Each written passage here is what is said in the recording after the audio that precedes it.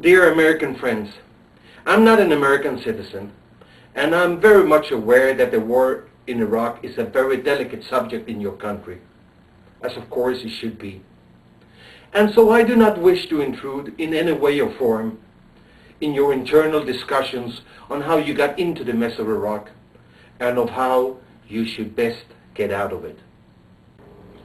But having said that, and as a Venezuelan who knows well how difficult and even impossible it is to have a true functioning democracy in a land where the oil revenues get centralized in the hands of the government, I implore you, in the name of so many around the world who are suffering the oil curse, that you Americans, while being busy leaving Iraq, at least try to implement a transparent oil revenue sharing system that would pay out most of the oil revenues directly to the Iraqi citizens.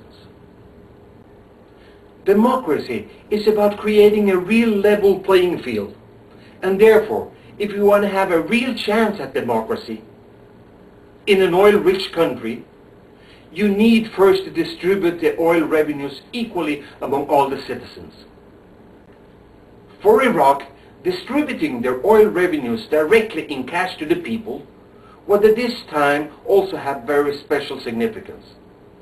Not only would it help to solve the problem that their oil is located only in some parts of the country, but it could also help to foster a bond of identity among all Iraqis, be they Sunnis, Shiites, or Kurds.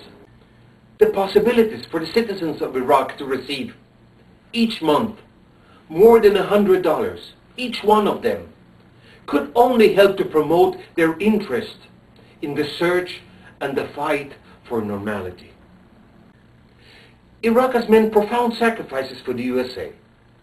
But let me assure you, if you were able to implement such a transparent oil revenue sharing system, you would be setting an extraordinary example for so many oil-cursed nations to follow. And so therefore, whatever happens down the line, the chances of all your sacrifices having been in vain are getting smaller. Clearly, the chances of Iraq falling again into another oil dictator's hands are also much smaller.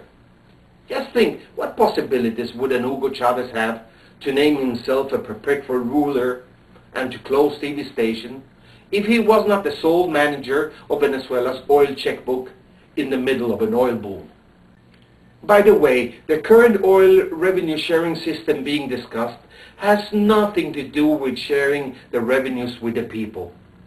It is just another traditional agreement among the traditional power grabbers about how to share into the oil loot.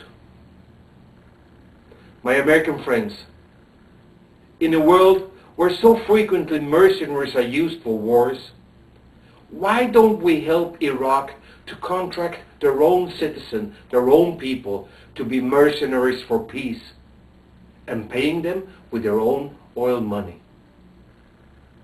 Please, and thank you.